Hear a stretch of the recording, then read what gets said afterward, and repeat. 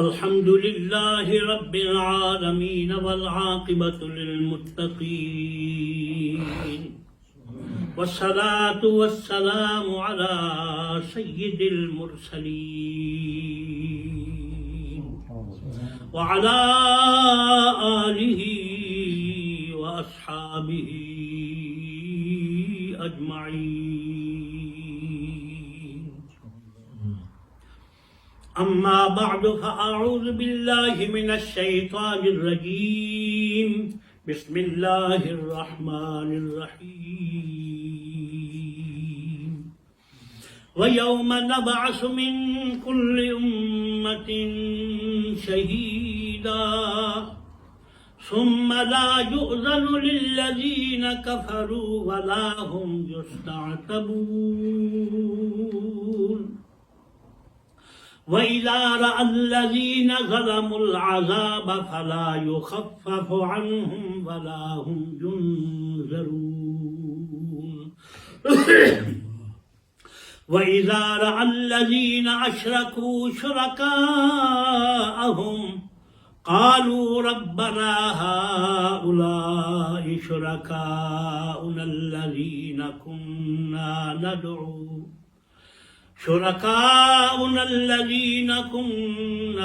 ندعو من دونك فألقوا إليهم القول إنكم لكاذبون.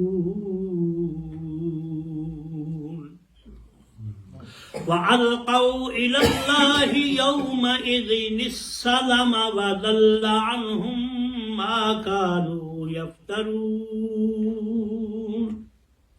الذين كفروا وصدوا عن سبيل الله زدناهم عذابا فوق العذاب بما كانوا يفسدون.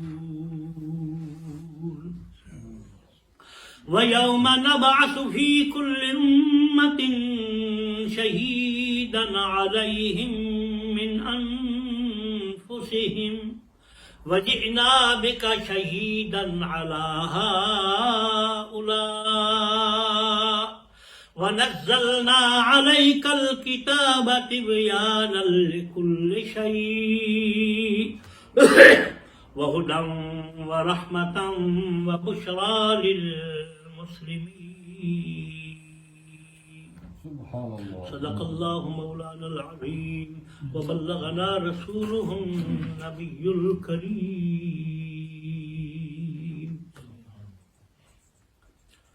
آج ہم الحمدللہ سورۃ النحل کے 12ویں رکوع کی تلاوت کر چکے ہیں، سن چکے ہیں. اللہ تبارک و تعالی ہمیں اپنے پاک کلام سمجھنے کی توفیق عطا فرمائے. اللہ کریم جل جلالہ نے ارشاد فرمایا تھا، محبوب یعرفون نعمت اللہ ثم ینکرونہا واکثرہم الکافرون. اللہ کی نعمت کو یہ پہچانتے ہیں اور پہچاننے کے باوجود پھر اس کا انکار کرتے ہیں. کسی شے کے نہ ماننے کا ایک عذر یہ ہوتا ہے جی مجھے پتہ کوئی نہیں ہے، مجھے خیال نہیں آیا، مجھے پتہ نہ چلا، مجھے کسی نے بتایا کوئی نہیں، اور وہ عذر کر کے کوشش کرتا ہے کہ دوسرے کو چکر دے کر اپنی جان چھڑا لے.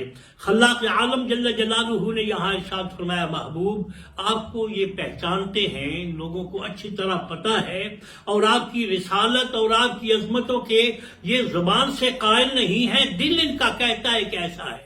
ماننے کی ایک یہ قسم ہے کہ بندہ کسی شے کو اس کا دل ہی نہ مانے اور زبان سے بھی اس کا اقرار نہ کرے. کبھی ایسا ہوتا ہے کہ اندر سے بندہ مانتا ہے لیکن زبان سے اقرار نہیں کرتا، یہ بھی انکار ہی ہے. کبھی ایسا ہوتا ہے کہ دل نہیں مانتا، زبان سے اقرار کرتا ہے، یہ بھی انکار ہی ہے. کسی کو قرآن مجید و فرقان حمید نے منافق کہا، کسی کو پکا کافر کہا. اب یہاں نبی کریم صلی اللہ علیہ وآلہ وسلم کی ذات کو پہچاننے کا جہاں تک تعلق ہے، کفار حضور کو پہچانتے ضرور تھے کہ واقعی یہ جو کچھ کہہ رہے ہیں یہ بندہ اس قابل ہے کہ اللہ کریم اس کو یہ عظمت اور مقام عطا فرما سکتا ہے. دل کہتا تھا لیکن زبان سے اقرار نہیں کرتے تھے.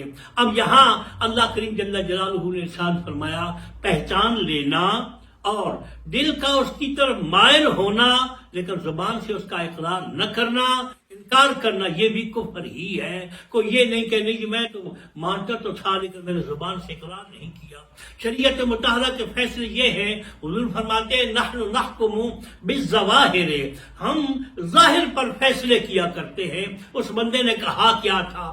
مرتے ہوئے اگر کوئی بندہ کلمہ پڑھ لے، پہلے زندگی میں مسلمان نہیں تھا تو اس کے زبان سے کلمہ پڑھ لینے سے اگر کوئی بندہ مومن اس پر گواہی دے دے تو شریعت مطہرہ کہتی ہے اس کے ساتھ مسلمانوں والا سلوک کرو، ان کی نماز جنازہ اور اس کی تجہیز و تکفین کا سارا انتظام کرو، بشرطے کہ مومن اس کا کلمہ سننے پر گواہ ہو۔ حضور نبی کریم صلی اللہ علیہ وآلہ وصحابہ وبارک وسلم کی پہچان کا اللہ نے ارشاد فرمایا، اور یہ ارشاد فرمایا بابو یہی نہیں وَأَكْثَرُهُمُ الْكَافِرُونَ، بہت سارے ایسے ہیں جو پہچانتے آپ کو ہیں لیکن پھر اس کے باوجود انکار کرتے ہیں۔ اب یہاں فرمایا جا رہا ہے کہ جو پہچانتے ہیں نہیں مانتے، اور جو پہچانتے بھی نہیں ہیں پتہ کوئی نہیں وہ نہیں مانتے۔ اب قیامت والے دن اللہ کی بارگاہ میں ان کو جب پیش کیا جائے گا، ان سے پوچھا جائے گا نہ ماننے کی وجہ کیا ہے، اور اس کے لیے اللہ کریم جل جلالہ نے اس رکوع میں اس کی تفصیل بیان فرمائی ہے۔ کفار جو نہیں مانتے تھے، پہلی ایک بات تو یہ بتائی کہ وہ سارے کا سارا ملبہ بتوں پر ڈال دیں گے جن کی وہ عبادت کرتے تھے، جن کو وہ خدا مانتے تھے، اور کہیں گے یہ کہ انہوں نے ہمیں گمراہ کیا، انہوں نے ہمیں آپ کی طرف نہ آنے دیا، آپ کو ماننے نہ دیا۔ اس کا تذکرہ بھی ہو رہا ہے، لیکن رب العالمین فرماتے ہیں اب کافر ہے وہ بھی اگر بات کرنے لگ جائے، قسمیں کھانے لگ جائے، قرآن مجید میں ہے رب العالمین فرماتے ہیں کہ قیامت والے دن کفار قسمیں کھائیں گے، قسمیں کھا کھا کر کہیں گے نہیں جی ہمارا کوئی قصور نہیں، یہ ہوا تھا، یعنی مختلف بہانے بنانے کے لیے۔ اللہ کریم جل جلالہ ارشاد فرماتے ہیں اس وقت تمہاری نہیں مانی جائے گی، اس کی وجہ یہ ہے کہ تم تو زندگی میں بھی جھوٹ بولتے تھے، اب وہاں بھی جھوٹ بولو گے۔ ہم نے اس کے لیے تمہارا سچ اور جھوٹ اس کا نکھار کرنے کے لیے ہم نے گواہ مقرر کیے ہوئے ہیں، تمہاری نہیں سنی جائے گی، ان کی سنی جائے گی کہ وہ کیا کہتے ہیں۔ وَيَوْمَ نَبْعَثُ، قیامت والے دن، وَيَوْمَ نَبْعَثُ، جس دن کے ہم اٹھائیں گے، ہم کھڑا کریں گے، مِن كُلِّ أُمَّةٍ شَهِيدًا، ہر امت سے گواہ، جس دن ہم ہر امت سے گواہ کھڑا کریں گے۔ اب جب گواہی دینے والا گواہ جب گواہی دے، اب کچھ اور لوگ جن کے خلاف گواہی ہو رہی ہوگی وہ تو چاہیں گے کہ ہم شور کریں، نہیں جی نہیں یہ غلط کہہ رہا ہے، تو اللہ کریم ارشاد فرماتے ہیں ثم لا یؤذن للذین کفروا، وہاں کسی کافر کو کوئی اجازت نہیں دی جائے گی کہ وہ لب بھی کھول سکے، زبان سے کچھ کہہ بھی سکے۔ ثم لا یؤذن للذین کفروا ولا هم یستعتبون، اور اب اس وقت سے نہیں کہا جائے گا تم نے زندگی میں جو کچھ کرتوت کی اب توبہ کر لو، نہیں، ان کو توبہ کا بھی موقع نہیں دیا جائے گا، وہ وقت گیا گزر گیا۔ اب فیصلہ کس پر ہوگا؟ اللہ فرماتے ہیں وَيَوْمَ نَبْعَثُ مِن كُلِّ أُمَّةٍ شَهِيدًا، جو گواہی دینے والے شہید ہوں گے ان کی گواہی اور شہادت پر فیصلہ ہوگا، کسی اور کی نہیں سنی جائے گی۔ جی بس زبانیں سب کی گنگ ہیں۔ اب یہاں فرمایا گیا وَيَوْمَ نَبْعَثُ مِن كُلِّ أُمَّةٍ شَهِيدًا، ہر امت پر گواہ کھڑا کیا جائے گا۔ اب احادیث کریمات میں اس کی وضاحت آئی، مفسرین اکرام رحمہ اللہ نے اس کی وضاحتیں فرمائی کہ یہ شہید کون ہوں گے۔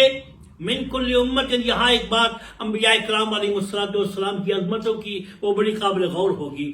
ہر امت پر گواہ کھڑا کیا جائے گا اور وہ گواہی دے گا اس نے کیا کیا۔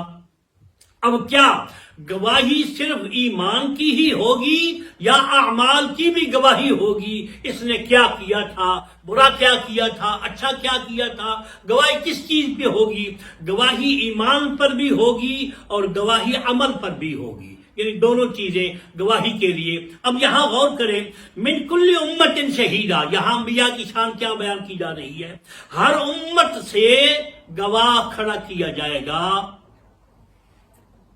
عیسائی، ان پر گواہ کون ہوگا جی؟ حضرت عیسیٰ علیہ السلام۔ یہودی ان پر گواہ کون ہوگا؟ حضرت موسیٰ علیہ السلام، کیونکہ یہ امتی ہیں۔ اچھا جی، اب یہاں بات قابل غور ہے کہ اگر ہر امت پر، جس امت پر جو نبی تشریف لایا وہ نبی اس پر گواہ ہوگا، حضرت آدم علیہ السلام کے بعد نوح علیہ السلام سے یہ سلسلہ شروع ہوا، اللہ کے احکام آتے گئے، وہ لوگوں کو پہنچاتے گئے۔ اچھا جی، امت میں کون کون شامل ہے جی؟ ہر وہ بندہ جو اس نبی کی ظاہری حیات طیبہ میں جب وہ تبلیغ کر رہا تھا اس وقت موجود تھے، تو کیا وہی امت ہے؟ نہیں۔ امت کون ہے جی؟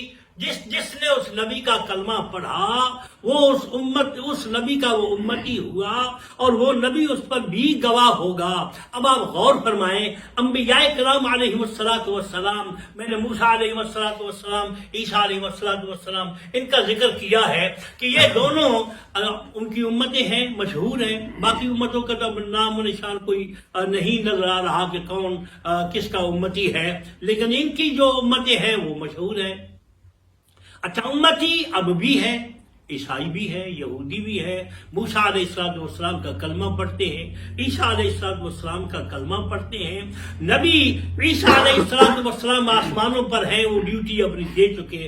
موسیٰ کلیم اللہ علیہ السلام پردہ فرما چکے، ان کا وصال ہو گیا، ان کی وفات ہو گئی، لیکن اللہ فرماتا ہے ہر امت پر ان کا نبی جو ہے وہ گواہ ہوگا۔